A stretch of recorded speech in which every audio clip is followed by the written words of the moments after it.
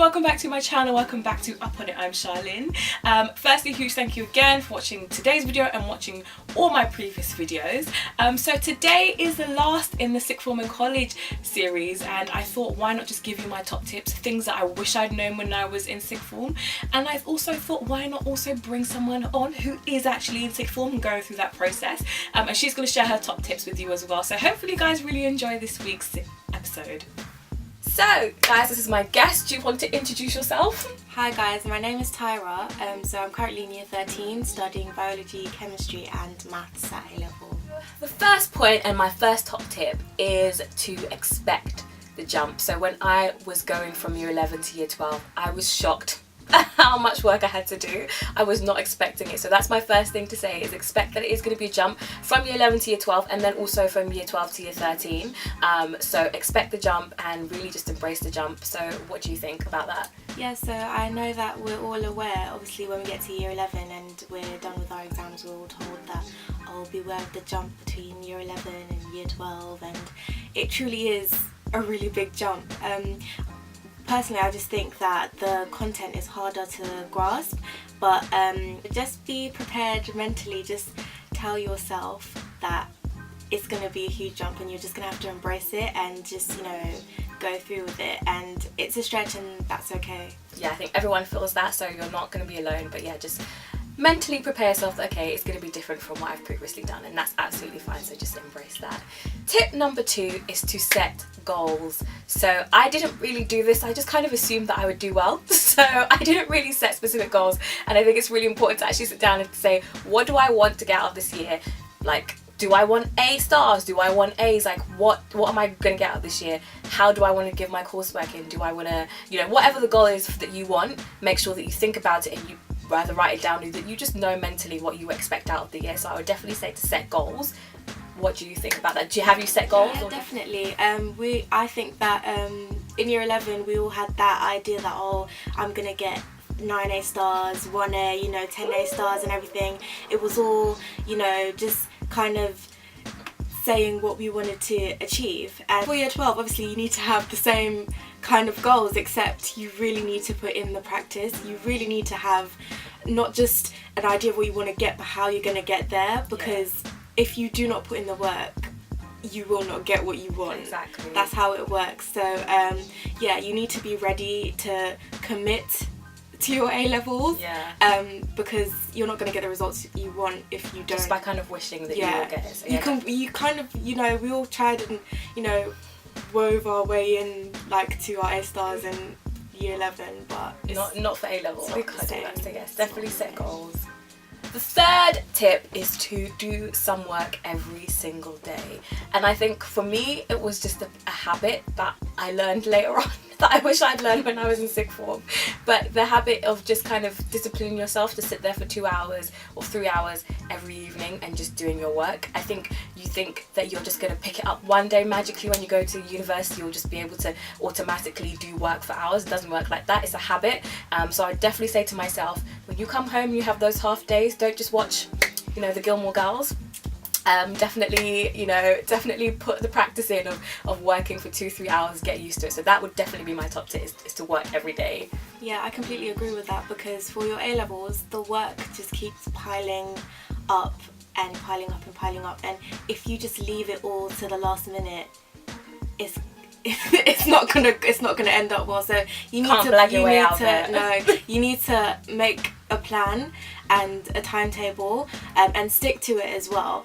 When I was in year 12, I kind of had one, but didn't really have one. And I had one, but I never really, you know, I was never committed to it. So I would say, oh, it's 8:15. Oh no, I'm 15 minutes behind my schedule. 10 o'clock. So let me just wait another 15 minutes and start at 8:30.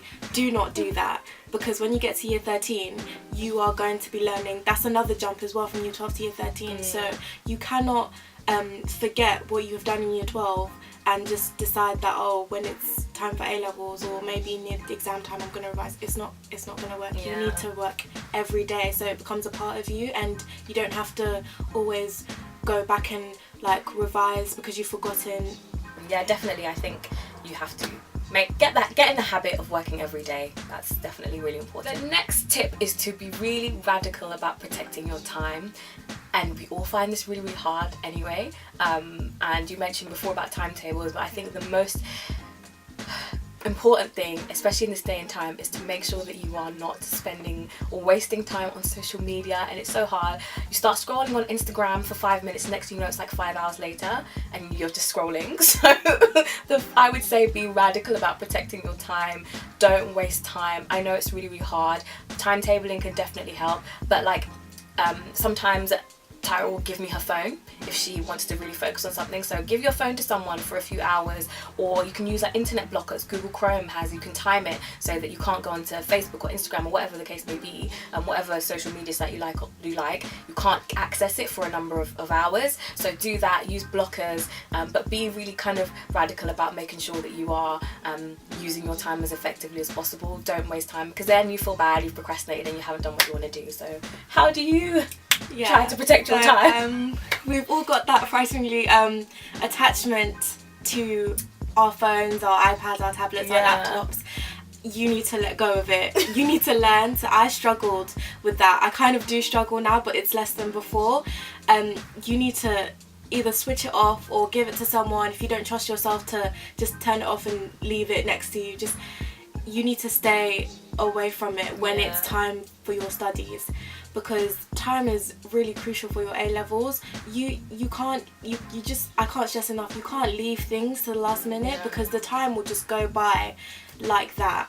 2 years is not, it's not even really 2 years, is it? But it's not a long time. So you really need to be you need to work on your time management, and also don't forget to have breaks, because A-levels can be stressful. Turn up once in a while. It can be stressful, and especially when it's like exam season or you've got end of year tests and all of that. I've had back-to-back tests and I have panicked. You don't want that. So it's always, it's good to have like a few breaks. In your timetable you need to have breaks as well, to like relax, calm yourself, and then get back to it. But then even maybe you can say once a week during the weekend, you can go out, have fun, do something relaxing, take care of your mental health as well. You definitely need it. Yeah, definitely. The next tip is to think about what you want in the future. So I would say if you're 16, maybe think about 10 years in the future. And this is not to say, oh, I need to plan my exact life path, but just think about what kind of thing you'd like to be doing in the future. So what kind of job you'd like, what kind of life you'd like to be living, and then work backwards from then. 10 years seems like a long time. It's really not, because I remember being 16 years old, and I literally remember turning 16. I remember what that whole time was like, so it was not that far away.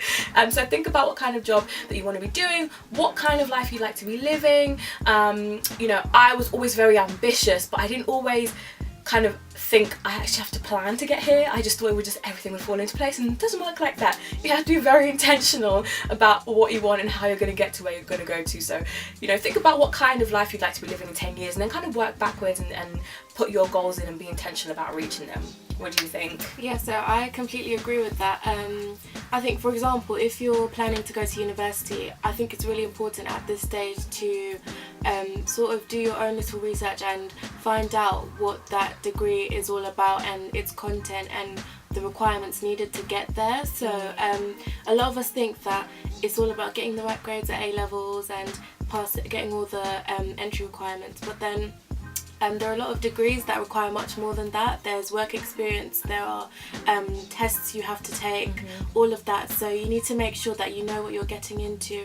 And 10 years seems like a long time from now, but it's important to know how to start that journey from this stage now. So yeah, definitely. Just think ahead. Don't kind of stress yourself out, and panic, but do kind of think, okay, this is where I'd like to go, and then be very kind of intentional about getting there. I think that's quite important, otherwise you'll just be drifting you don't want to drift. You want to have a plan. So guys, those are our tips for surviving sixth form college. You know, make sure that you are using your teachers. The great thing about sixth form college is that you are independently learning, so there's a lot of independent study, but you do have your teachers as a great resource.